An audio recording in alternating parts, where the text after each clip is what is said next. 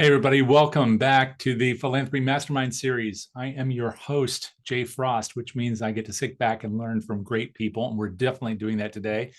Before I say anything else, including thanking our sponsor, who's been letting me do this since 2016, I want to thank all of you for not only joining us, but for starting to enter into the chat.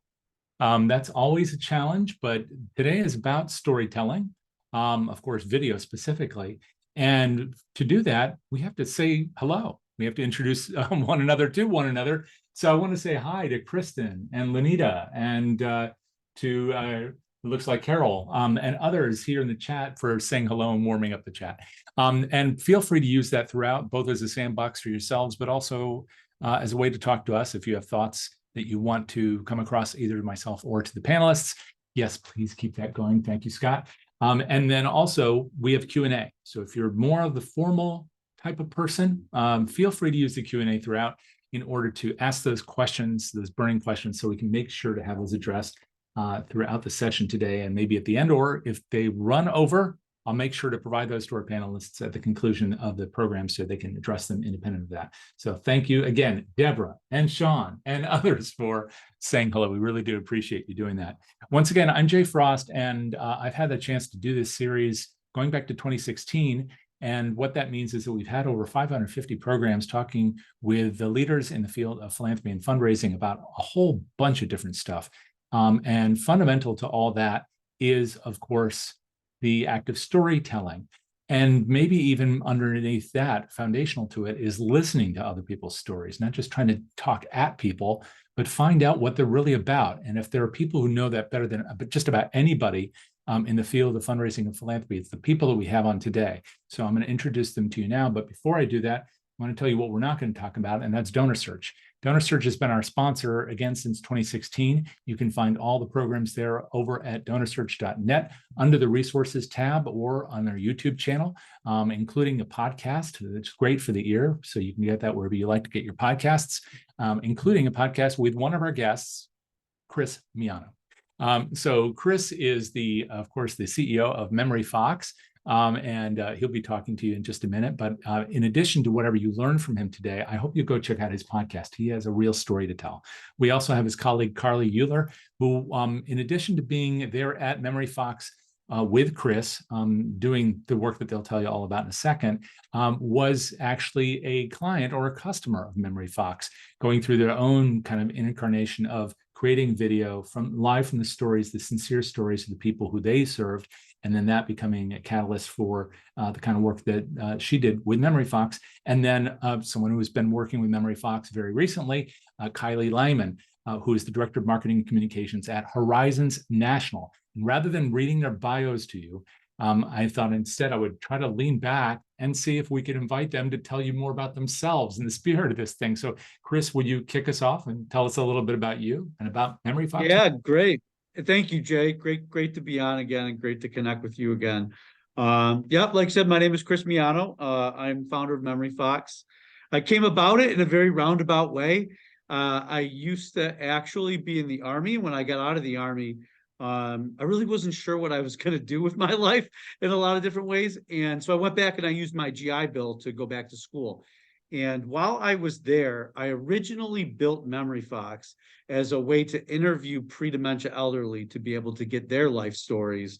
That was a problem that I specifically had with my grandfather. And I thought a lot about my father too, and the idea of stories and how they get passed down across generations. And while we were building it on the Naval Park here in Buffalo, the Naval Museum, they asked if they could use MemoryFox to interview veterans for a fundraising campaign. And I was like, oh, that's a pretty cool idea. Like, how do you do that now? And they said, we don't, because video is really difficult to leverage and it's hard to keep organized.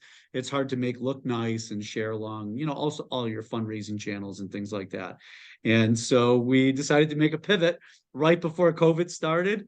But actually, COVID kind of made it make more sense because collecting stories remotely is a lot of probably the nonprofits here would say is actually a very difficult task, or you have to spend thousands of dollars to bring in video editors and things like that to be able to capture the stories. So in a very roundabout way, but obviously very privileged to serve and have every day is an absolute blessing. Carly, how about you? Yeah, thanks for having me. First, I just want to say I love seeing everyone's organizations in the chat and where you're from. I always think it's so cool to like think about, oh, what's the impact that's happening in the room right now? Like, what's the impact of the people who are here today with us? So I just love that. So keep dropping those in there if you haven't yet. Yeah, so I'm Carly. I came to MemoryFox about a year ago, but as Jay mentioned, I used to be someone who used MemoryFox. I originally, let's see, many years ago, I was a college lacrosse coach, and one day I realized that, sorry for all the big sports fans in the room, but wins are not that important. And actually, the thing I really enjoyed about coaching was helping my team become better people and learn how to really build community together. So I pivoted. I decided to become a nonprofit fundraiser, and that's when I found MemoryFox. We used them for a veteran service organization that I worked for. So we collected a lot of thank you for your service videos, and we collected a lot of sort of like cheers to our donors videos, things like that during the pandemic. And I was really happy to join the team just about a year ago. Excellent. Thank you so much. And maybe actually, would you mind introducing Kylie or how you came together? And then Kylie, you can tell your story too.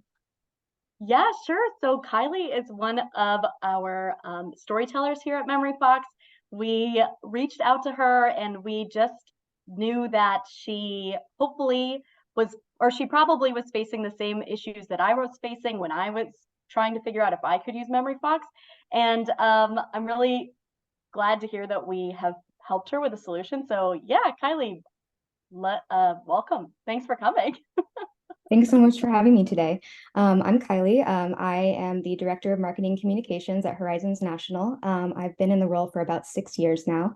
And at Horizons National, we build partnerships to create out-of-school time programs to really advance educational equity for students who are experiencing inequities in their traditional education. So we have 72 program sites across the country. So as you can imagine, gathering stories from 72 program sites is quite a challenge.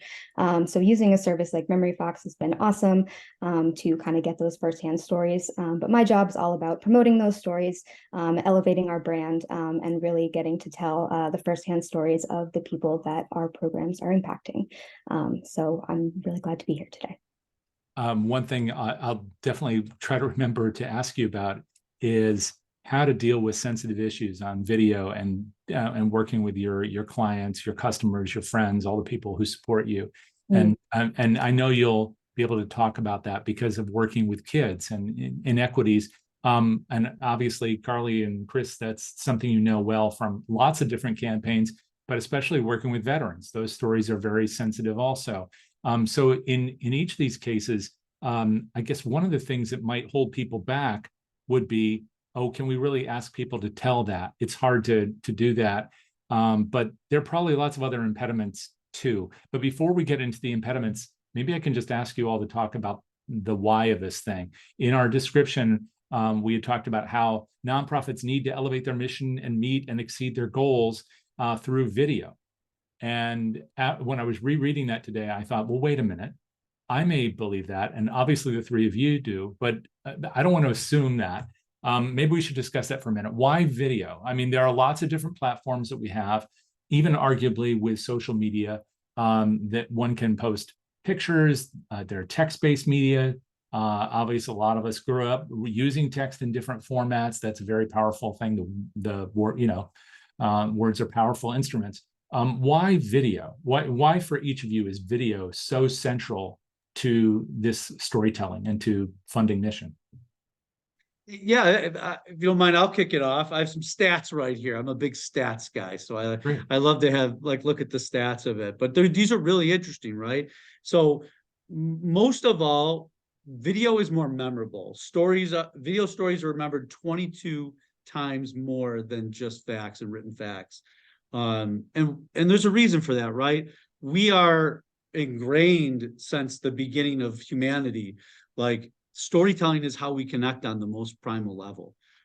Even before there were even pictures and people could even read, right? Like that's just the way our brains operate, is through storytelling, whether it's Virgil or, Homer reciting the Iliad and the Odyssey.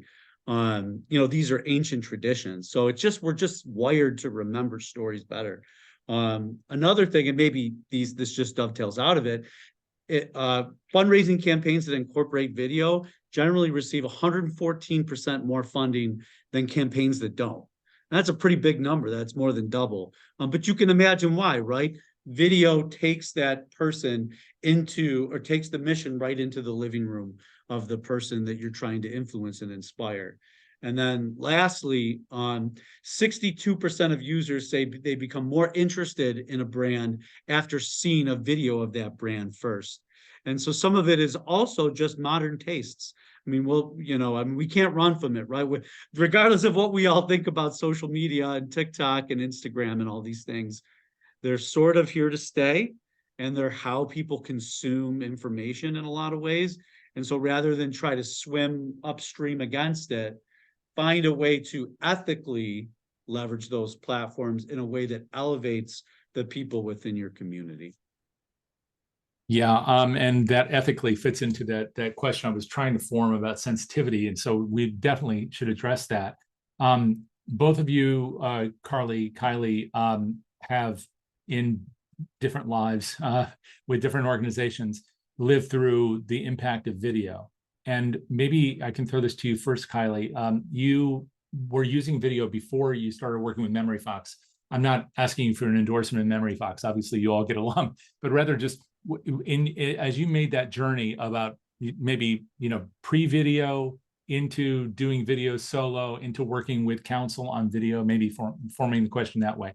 What did you find as you moved through those chapters of that story about your introduction of video and then making it work for you? Yeah, that's a really good question. I would say before we started using MemoryFox, most of our video consisted of more kind of slideshow type videos where we'd put photos together, add some music in the background, maybe have some data or some words come up on the screen, which can be really engaging, and that's a great way to do video. But there's really, like Chris was saying, there's nothing like being able to kind of see and hear and feel the person that is on the other end of that video talking to you. So it's definitely evolved in the way we do kind of storytelling in video with MemoryFox, because now we really are able to get those, the recordings, the firsthand, the first person, which is what we're really focused on. To say more about kind of the ethical area, we really focus on strength-based messaging, which is emphasizing the strengths and assets of an individual or group, as opposed to kind of putting blame or placing any kind of emphasis on somebody's situation. And doing strength-based messaging, first-person storytelling is the way to make sure that you're telling your story in a strength-based way. So that's definitely something that we have evolved in, and found so much more in the use of MemoryFox as opposed to the use of kind of more traditional video where somebody who's filming is kind of sticking a camera in somebody's face. It might not be as authentic. Okay, and this is another area which is so interesting to discuss, even beyond the scope of MemoryFox and Horizons and other organizations. But there's been a kind of a look in the mirror in the last decade, 2 decades, where people have asked, are organizations, are nonprofits sometimes, to borrow an expression, is there a bit of this kind of disaster porn? Children in countries where they're incredibly destitute, they don't have resources, food, uniforms for school, access to water, all of these things being true. There are 2 different ways to display that image, to tell that story, or to show that video. But that's also true here in the United States with whatever mission we work with. It doesn't have to be working with kids who are dealing with these fundamental inequities. It could be the local arts organization. You can show that the building is about to fall down, or you can say, this is what the building is doing, and this is what the programming does for us. So these are choices we make. And this strength-based messaging is really an interesting way of thinking about that. Carly, can you talk about that in that broader context about nonprofits in general and making that decision about whether or not to train their eye on something that makes us just feel pain or something that gives us hope? Yeah, I 100% agree with you that at this point, that kind of is sort of an old-fashioned way of thinking about video, right? You said maybe 10 years ago, I would say even maybe 5 years ago, people were still thinking like, oh, let's show the saddest story we can find. Let's show the most destitute person we've helped, or something along those lines. And I think and Chris and I can argue about this later, but I am a big fan of TikTok. I love being on TikTok. I learn a lot from TikTok. And I would say most of the stuff, you know, it's such short form video, but it's small snippets of a story, and that it still is a good story to tell. It doesn't have to be the most sad thing that's ever happened. In fact, maybe the way that you help your programs people is just a small thing. Maybe it's just that they you know, they stood on stage for the first time at a theater camp, and that is a beautiful story to tell. It doesn't have to be that just something so sad. And I really like that people have started to put the program participant as the hero of the story instead of the nonprofit as the hero of the story. That's kind of a big thing, a big trend that we're seeing. A lot of people who are successfully using video these days, they're really showing just the wins that are happening from the program participants, instead of, oh, look, we came in and we saved them, or we helped them in this massive way. But maybe you did, and that's really great, and we're supportive of that. But just like you said, there's a new school of thought of how to reframe those stories, and those are just as impactful, and people still want to hear those stories. Yeah, and I would love to hear you two fight it out over TikTok. I've been talking TikTok with not only our producer, Jack, but with other members of the DonorSearch team and other places just in the last few days, because new signals coming out of the White House about TikTok. But maybe more broadly, this idea about whether or not these platforms are providing a way for us to tell these stories is the operative question. But there may be something in the statistics here that I don't know, Chris, if you have another stat pasted on your wall that you can draw from. But I'm wondering if you have thoughts on this idea about whether the strengths-based narrative actually has more staying power. Is there any data to support that? Because retention is an issue in our sector. And I'm wondering if we tend to show images that give people an idea that if you support this and keep supporting it, you can make life better, versus you can address the problem that's here right in front of us right now. If that helps in any way with retention. That's really interesting you bring that up. I do not have a statistic, but now I'm like obsessed with that statistic, because I feel like that's a statistic that I should go figure out and find. I do know, however, that nonprofits have sort of been given an impossible task to compete. Because what is social media, right? It's just a highway. It could be how you drive on it is really more important than what it is. Them in and of themselves are not evil, good, or anything. And it's just the way humans act on them that's sometimes problematic. And so as a nonprofit, nonprofits are given the impossible task of competing against for-profits on these platforms. Not only do they have like way less funding to extend their reach inorganically, but they also have to compete visually. They also have to write aesthetically, all those pieces. And so my theory and the way I always think is like, when everybody else zigs, that you should zag. And so a lot of what you see on social media is humans are wired to identify threats and identify negativity does sort of work in our brains, right? Sometimes you feel more rally around the flag about something negative. And so while everybody else is doing that, if you zag while everyone else, you stand out immediately as a brand of positivity in a world where people are, I don't want to speak for everybody, but people seem to be sadder than I feel like when I was growing up in a lot of ways, or at least in the 90s. And so a lot has changed, right? So that's my sort of theory on it. What that's worth is, whatever. But I feel like that's a good North Star to have, is like everyone else is going this way, so you want to go this way and make people feel good about themselves and about society and about people, and believing in each other. Yeah, the whole idea about zigging and zagging, it also is fundamentally about being dynamic in a changing environment. That's always true. Before we go too far away from this, I just want to invite people who are here with us in silence in the chat. We wish we could hear you, but we can't. So the best way to shout is to put something in the chat. If you are using video right now, if you have used video, if you're thinking about using video, and maybe what the encumbrances are, what's blocking you, what is it that it's keeping you from doing it, we would love to know that. Or if you just feel like getting in the battle over TikTok and whether or not you use that thing, feel free. And these things do relate, because if you're not familiar with TikTok is essentially a video-based medium, short form video that allow people to make micro stories.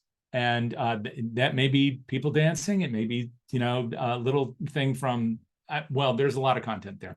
Anyway, the point is that there's a lot you can do with either that or the reels that you find on Facebook or other things. And that's still storytelling and it's still video to do it. So please do let us know what your thoughts are on video generally, what your questions are on this as we dive into the how, and whether or not you've seen impediments that are keeping you from doing what you need to do. So we talked about the why here, and we have not really talked about the barriers. But as we said in the description for the session, there are barriers to collecting, organizing, and sharing community-generated content. That is really the key here for this discussion, I think, is community-generated content. And when Chris, you and I spoke not long ago about this, you talked a lot about the hero in the story in the same way that Carly was a few minutes ago.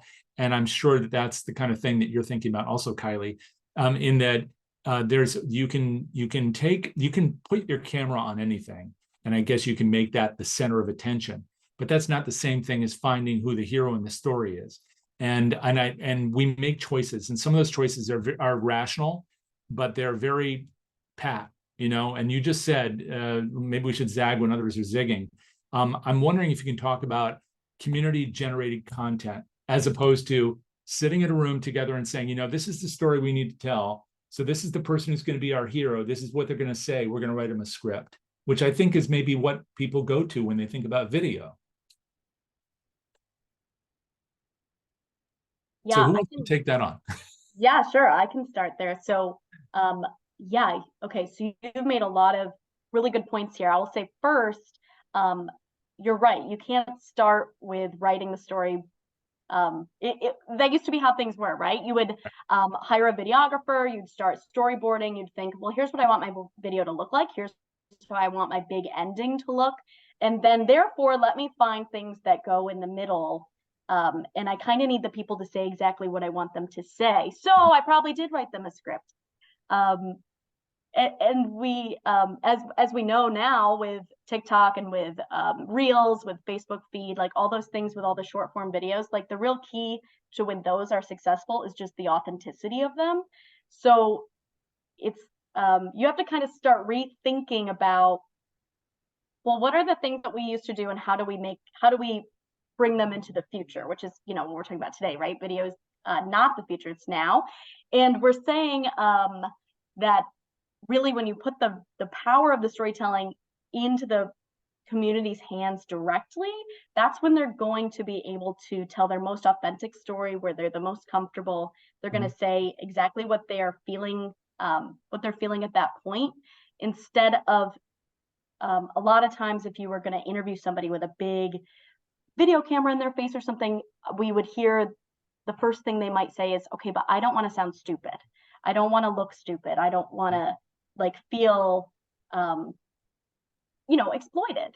And so the key to kind of how we see things when it comes to creating video and creating compelling video is letting the person tell their own story authentically, where they're the most comfortable. And that's when you're going to get the best stories that are worth sharing. Right. And just to go along with that, because I saw some questions some comments in the chat too. Some of it is a volume game, right? We were just reading this report, and of course, I don't remember off the top of my head. Maybe Carly, you remember what it was, but they said the average nonprofit posts 3 to 5 times a day. Did I see? And of course, across different social media channels, which probably to a lot of people is like mind blowing, right? And so when you're doing these highly produced videos, you could snip it up and maybe you get 4 or 5 videos out of it that you could use over the course of a month or maybe throughout the year. But if you think of a more holistic concept like community generated video, and then you set up those pathways where that content is coming to you, now you have a content library, a story bank of hundreds of stories. And so much of social media to beat the algorithms is about consistency of posting. It's not about like, hey, I have this great video, I'm going to share it on social. No one's gonna, we learned that lesson ourselves when we were first starting, is like, oh, we got this great video, well, everybody's gonna see it. Nobody saw it. It's about consistency of posting and building community rather than just like, hey, I have a great video, I'm gonna share it. And so you need a volume of content to be able to do that. So first, that's why community generated content versus just like stories. A story is the way that we kind of think about it. I don't know, Kylie, you probably do a lot of posting yourself. Yes, I do all our social media posting, so I am quite familiar with that. I definitely, the mindset that I try to have when I'm thinking about storytelling is, instead of asking people to help me tell our story, I'm going to facilitate them telling their story. And in doing so, I'll be able to get parts of my story in different ways. And it'll probably be better than anything that I could have come up with, because it won't be internal jargon, it won't be marketing language, it'll be real, authentic accounts of really what the stories that we're looking for. And something that I think Chris said that's really important is looking at your social media pages, because that's a community in itself, right? That community can also generate content and be part of the content that is being posted. You can ask people what they want to see. You can ask people if they want to participate in video for you, if they want to participate in maybe sharing their story. So I think there's a lot of different communities that you can generate content from. And there's a lot of different ways that you can facilitate, having people tell their stories, as opposed to like writing a script and having it be your story that they're just kind of reading for you. That can be difficult, right? Like I like that someone mentioned, multiple people have mentioned privacy, and they have mentioned, working with, people who are very vulnerable and maybe don't want to share their story. And if I may, there is a correlation sort of with veterans. Veterans are notoriously terrible, as Carly can say, and I would also agree with. You have a community of stories that are powerful, and it's not just the mission beneficiaries. Stories can be told secondhand through volunteers. Volunteers are maybe not, well, whatever, right? They are just as important as the people you're supporting in a lot of ways, because they're the magic that makes it happen.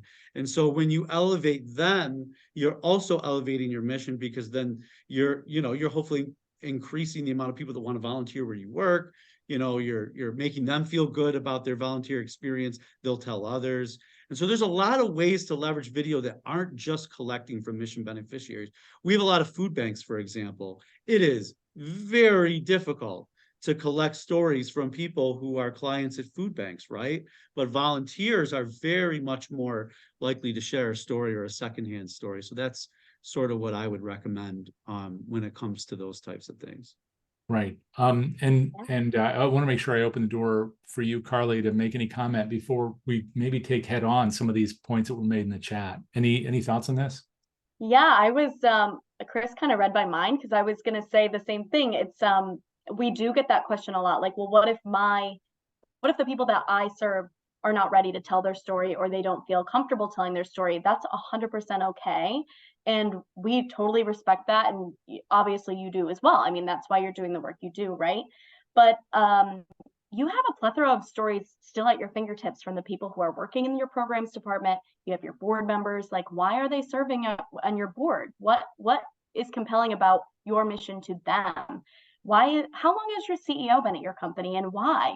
A lot of times your CEO at your nonprofit is probably your founder. Well, what was the reason that they started the nonprofit? I mean, I can just think of so many stories that all the way from your accounting department, all the way up to your leadership team, that are still worth telling, that people do find compelling, that don't risk exploiting people who are not ready to tell their story themselves, but still get across like the education and the awareness and all of these other pieces of your nonprofit that are super important to share. As we're talking about this, I know one of the things that you do is you take you have a process to do a campaign brainstorm, and I know it is going to be beneficial to talk through that. But one thing I'm not sure if you're going to mention that or not is that each of you have talked about collecting these stories, different ways of making it possible for people to walk through the door and tell their stories.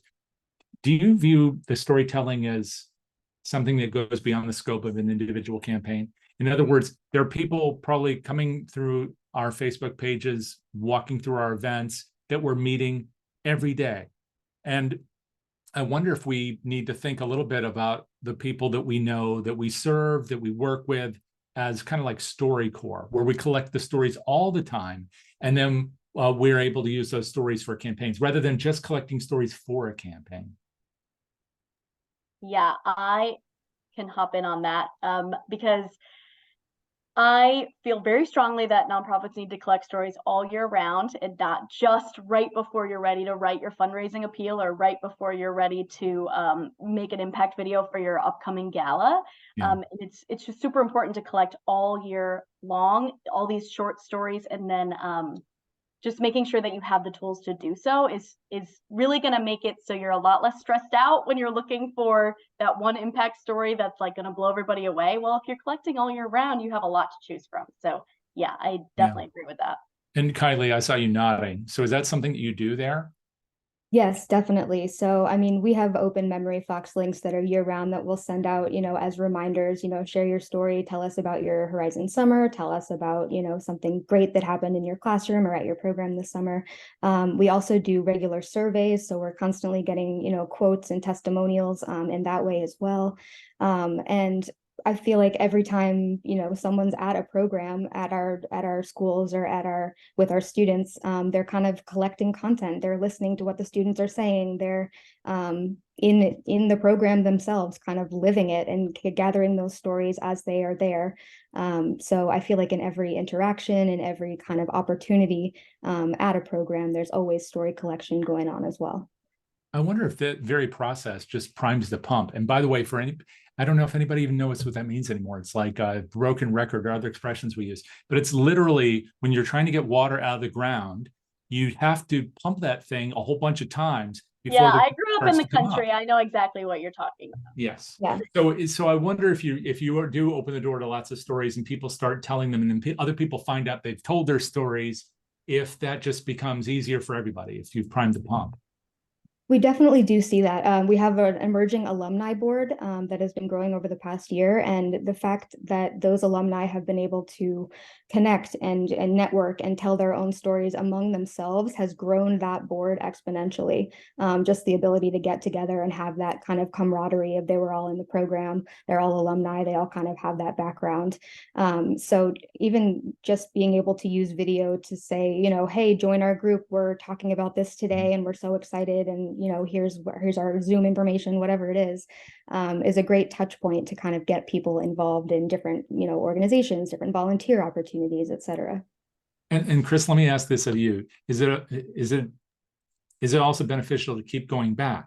Because you've talked about vets with me and here and other times, and I wonder if maybe part of this is also not just priming the pump with the community, but with individuals that you go and you talk to them, but maybe they're also living through how they tell their own stories, and maybe how they tell it today isn't the same way they will in 6 months or 6 years. Do you keep revisiting people if they're willing and interested so they can tell their story in their own way as they make the arc of their life? That's actually a great point. I mean, we're in the business of change, right? Change over time. Right. And so like demonstrating that change over time is like the centerpiece to the entire reason that we all exist, right? And so seeing the change in somebody who tells a story a certain way, maybe at the beginning of a program, we work with some like education programs, and that's especially where the change happens pretty rapidly. And someone goes into a veteran work program, right? And then 6 months later, they have a job at Apple or something like that, right? I mean, that is real tangible before, after, that you can see it in their face. They have a new confidence. They have a new lease on life. Other times it might be more different, right? There are people here including Kylie, where change is much slower, and maybe change is never. Maybe you're just always helping, and they're just people who always will need a little bit of assistance. And so it's important to be thoughtful of that as well, and not to expect that change. And I always think of it as like, and I think maybe Jay, we talked about this in the podcast, is like, are you a tourist in other people's misfortune, you know, or are you a traveler? Are you traveling? You know, maybe that's not the best way. I've not done thinking about that, but I think that's a way to think about it, is like, don't be a tourist in other people's problems, is like really see them as humans, see where they are, don't expect anything of them, you know, elevate them. And that in and of itself is a good. And it doesn't even have to be tied to a revenue goal, right? It's like, we're in the business of elevating people, and giving them a platform to tell their story is in and of itself a good. And if you are doing consistently good things as a habit, as an organization, people notice that stuff and feel the warmth of that, and it will attract people to your cause. Absolutely. Yeah. Fundamental to all we do in fundraising is trust, and everything we've talked about is building trust. And speaking of building trust, I invited people to make comments in the chat. I have been reading all of them. I am going to tackle each of these questions, or at least share them with everybody here so they can address them. So please don't lose faith. We're going to hit those. There's a really, really interesting and important questions. I want to take just a few minutes, if I may, and ask you about this process, because I know that some people who are in the room will say, okay, this is all great, but now what? So in terms of getting this done, I know this is your approach. It may not be everybody's approach, but can you share, you know, what your process is to kind of like a campaign brainstorm with the outputs, the inputs, and ultimately the calls to action? Yeah, I feel like I'm talking too much. So Kylie, I'll kick it over to you as soon as I say it, because you're the actual operator. I'm just a crazy person. No, but seriously, the way we think about it is very simple, right? Because everybody here is very busy. And coming from the Army, everything was we try to keep everything simple, right? Mm-hmm. Because the winds are shifting, right? And everybody wears a lot of hats. And so we think of it on a very simple level of outputs, inputs, calls to actions. Those are the three centerpieces to building a good storytelling campaign. There are other pieces to it, which are the design aspects, you know, actually the technical aspects of getting it into your fundraising channels. But those are kind of different, right? On a fundamental level, to get the ball rolling, you want to start at the end, the outputs. So like, what am I trying to accomplish here? Is it a video for a gala? Is it to inform the board? Is it a donor update? Is this social media content? What am I really trying to do here with this content? And then you take a step back. Well, what are the inputs? Am I looking for testimonials would be the best thing for this? Would it be some stories from some mission beneficiaries? Would it be a volunteer story? Anything like that. So you start at your outputs, move your way back to those inputs. And then maybe the most important part, and I know someone in the chat asked this, is the questions that you ask. Right. Because great questions lead to great answers. And if you have if you have closed questions or yes or no questions, as you've experienced, they tangle people up, right? You want to give them a pathway to tell their story in a way that both, you know, because you do want to shape what they're saying a little bit, but also give them the platform to be able to share their truth. So really, I always think of it as, you know, what do you want to accomplish? What type of content will help you achieve that? And then what call to actions will help you satisfy those conditions? And Kylie, I'm sure you know way more about this stuff. Yeah, well, Kylie, maybe you could talk about this a bit, because you've been living through it both pre and post working with MemoryFox. So how have you employed a process sort of like this? So, I mean, Chris hit the nail on the head, definitely, you know, thinking about the outputs, thinking about the inputs, and then the questions you're going to ask to get that great story. For example, we recently had an opportunity to submit a video submission for a funding proposal that we were working on. And we were thinking, okay, what do we want, you know, this ultimate message to be? What do we want the people to feel when they watch this video, to feel when the video ends? What do we want their questions to still be? What do we want them to, you know, learn? And then we go back to the inputs. What do we need to get this done? Okay, we need clips from people. We need people to record themselves talking. We maybe need to give them some questions, some prompts to get them started. And then, okay, what are those questions going to be? Well, we need to do, what is Horizons? What do you think about these kind of things? Tell me more about your experiences when you visit a program. And those kind of leading questions, the how and the why, really give people an avenue to keep talking. Like Chris said, yes or no questions can really just trip people up, and it makes them stop right where they're at. It doesn't give them an opportunity to continue that thought or continue that question. So it's really great to ask those leading questions. Tell me more. Tell me about why do you think? Because it really gives people and it opens a door for them to be more comfortable in giving their opinion and just keep talking, because that's really what you want, right? You want people to keep talking, because that's how you get content that you can use across different platforms, across different stories, across campaigns, and the more is the better. So Kylie, who was involved in that process internally there? Because I know you're doing a lot of this work, but did you have colleagues, both staff and volunteers, who were helping you to formulate questions and determine who to reach out to, maybe who hadn't raised their hand to interview, and what who was involved in this with you, and how did you work together? So, well, the Horizons National Development Team was the one who was kind of heading the grant process. So we all kind of worked together on looking at the rest of the questions in the grant. What is the story that we're building in this grant application? What is the story that we want to tell? And then from there, again, that's kind of looking at the outputs. What is the end goal of this?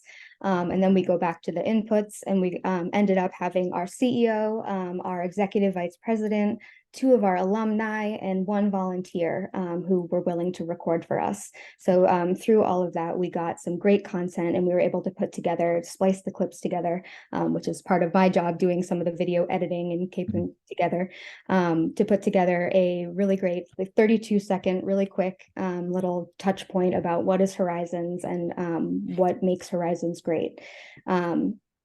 So it really took, it takes a village. It really does. You need different people in different areas to kind of tell you, this is especially when you're building a funding request, this is what we're doing. This is why we're doing it. This is kind of, again, the story we're trying to tell in this request. And then being able to get community input and community stories.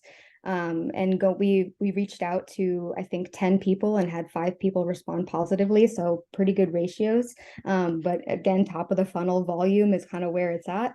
And like I said, you just want them to keep talking.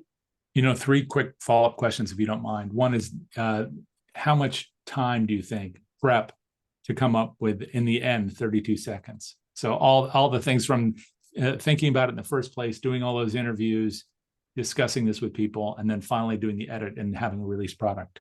It was about a 2-week turnaround, so it was pretty quick. I would say, hour-wise, I probably spent, a good 10 to 12 hours doing just kind of video editing and splicing it all together, making sure that it was good and the music, it was at the right places and everything else. But the recording and kind of going out to people for their stories didn't take very long at all. It's really, especially when you already have relationships with people, and that's really who you want to target, is people you already have relationships with, who are going to be kind of driven to your cause and driven to help you. Right. It was just a quick email, just a quick reaching out and say, hey, we have this great opportunity, and we really think that you could be a great help and be a great person to kind of share your story. And often that makes people feel kind of special and gives them an opportunity to share something that they maybe have not had an opportunity to share. So yeah, just a kind of quick reach out process. And but it was it was 2 weeks. So we definitely pretty bang bang. Well, you answered my second follow-up, which was, what was the experience like for the people you interviewed? It sounds like it was pretty positive. And I'm sure you could talk more about that. But then the third question was to be, well, what was it like for the foundation? Because I'm sure for many people who are sitting with us today, they might be surprised to think of a video as being a component of a foundation application, that it doesn't seem like it's the usual part of a proposal. Right. How effective was it for you? We actually have not heard back yet. It was one of the grants for one of the Mackenzie Scott's proposals, her foundation now. So it's going through a peer review process before it's going through a foundation review process. So I think we submitted it back in, I believe, May. So we should be hearing back. They said about 6 months for the peer review process. And they asked for a video, or did you just decide you wanted? They asked specifically for a video. Yes, they asked specifically for a video that was less than 35 seconds. So we were like, okay, we have our direction, we have our, our cuts here. But we're actually seeing it increasingly in funding proposals, that they are asking for video clips, and for not necessarily videos that are put together or professionally done or anything like that, but really just talking heads and people saying authentically what the organization is to them. We're seeing that a lot more. Yeah. So Carly, is this impact video concept that we're hearing about right now, which is so key to trust philanthropy, which is a huge growing movement. So are you seeing this a lot? And how are you working with clients to get them to think about this, whether or not it's in a specific proposal or RFP or something, to think about video as a way of succinctly addressing in an authentic way what an organization does and how it has impact? Oh, yeah, we're definitely seeing this a lot. And I would say, like, from my perspective, one of the things that we see and that we recommend is really not forgetting like the education piece. Like, yes, obviously hearing what people are saying, what people who are participating in your programs are saying about your programs and about your organization is huge. But what do you do? A lot of people who are giving to you, they might not know exactly what you're actually doing. So I don't know if you follow us on social media, you might see that every Wednesday I post a What We Do Wednesday, which is just a video about here's something we do. And a lot of people just sometimes they're forgetting, like, the education piece is also just as important as showing the impact that goes along with it, because how else are you going to show impact if people aren't sure what your programs are? Right. And you just addressed something that Chris had referenced earlier, which is about having consistent content releases, which is a big part of everything, including, if YouTubers are trying to monetize. This is something I've been watching the last 24 hours. That is the number one thing, but it's true for almost everything. If we just haphazardly release content, it's not the same as getting people to understand the cadence so they can look to it and then engage with us and trust that we'll be providing it to them. That is true. And I will say, on the optimistic side of that is a lot of times these algorithms, they used to not like when you would post the same things again and again, but guess what?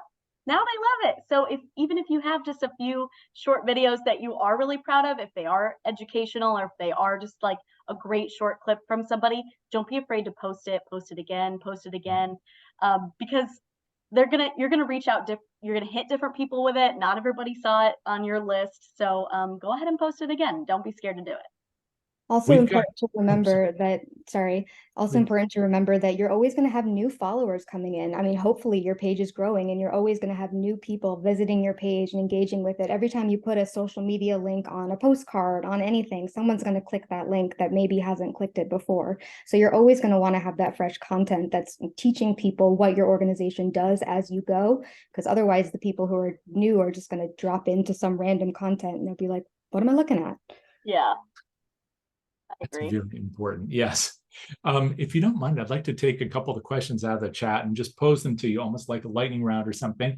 Not in any particular order, but one came in from Brianna just saying, are there specific video elements that result in longer view times? I don't know if you have thoughts on that. Longer view times. You and Kylie might have more than this, but I remember reading a statistic that talking head videos, this was from like a Network for Good, they did like a state of storytelling PDF, I remember, like a couple years ago. And I think it said that talking head videos perform much better than all other types of content. Wow. Okay. I don't know if that's still the case. Certainly social media has changed since they wrote that, but yeah, so probably what they're comparing that to would be like an infographic video that would just have like a stat with music behind it, for example. That's probably kind of what they're comparing it to. And I mean, hands down, those talking head videos would perform way better.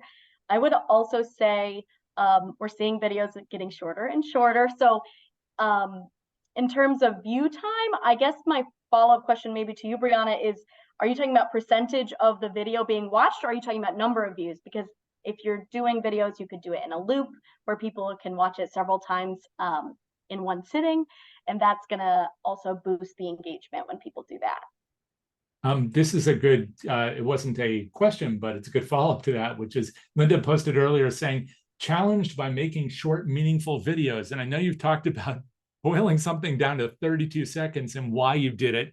Although, it just shows that sometimes having very strict directions can lead to some really good creative solutions.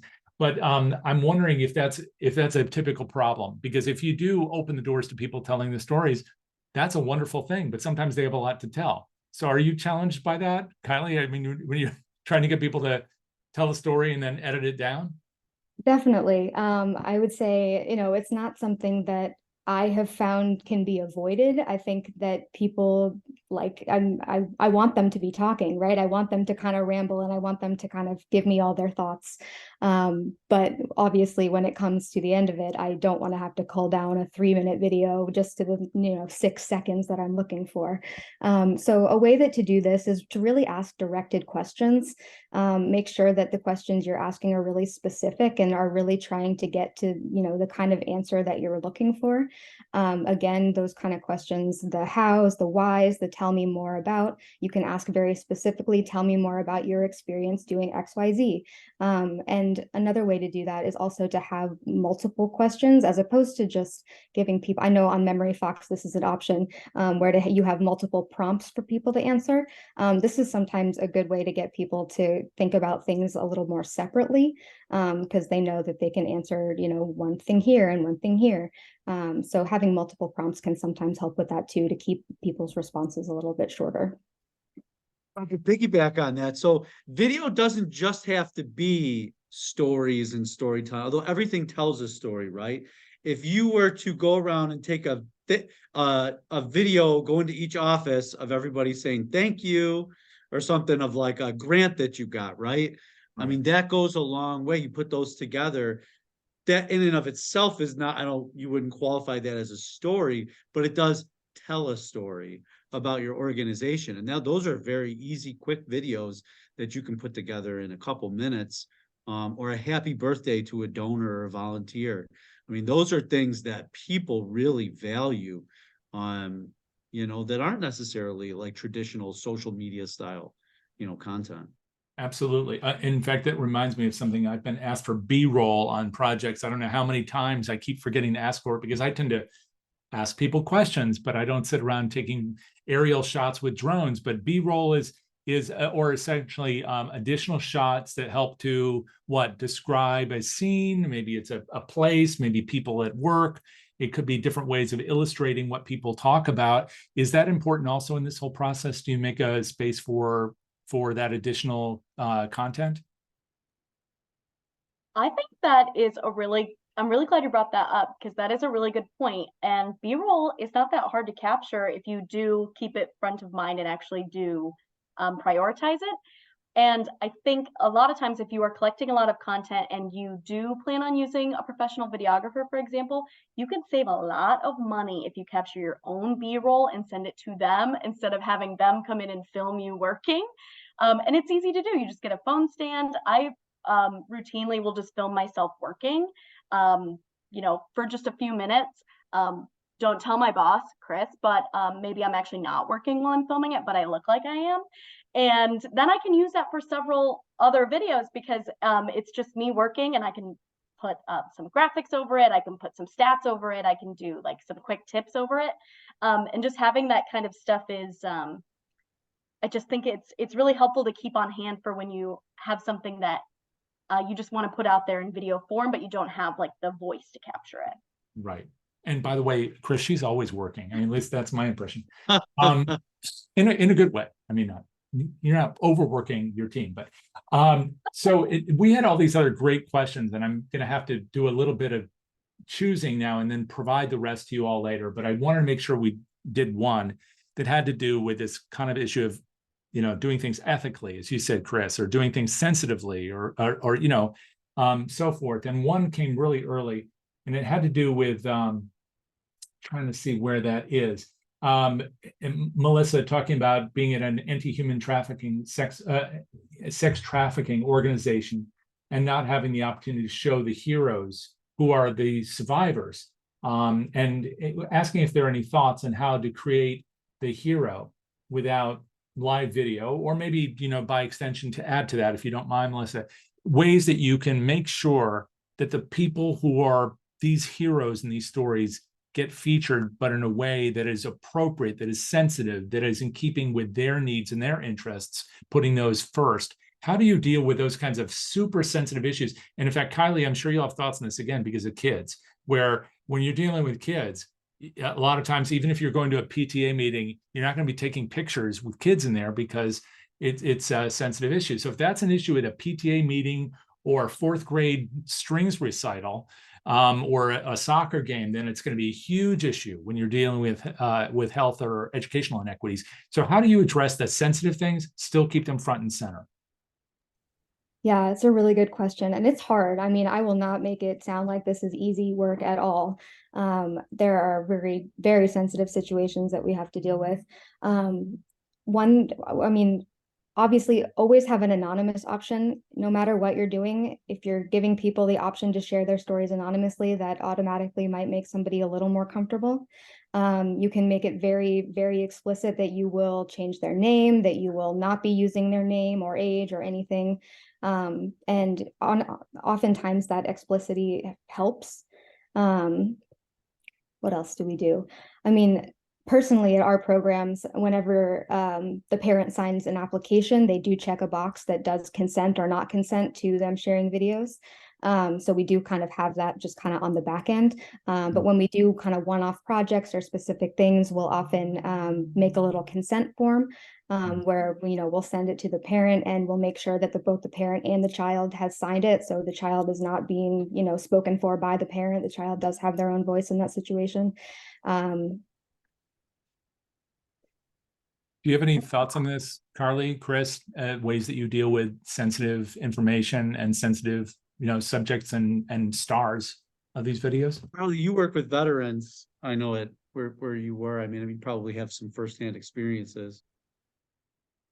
Yeah, it's definitely a challenging question.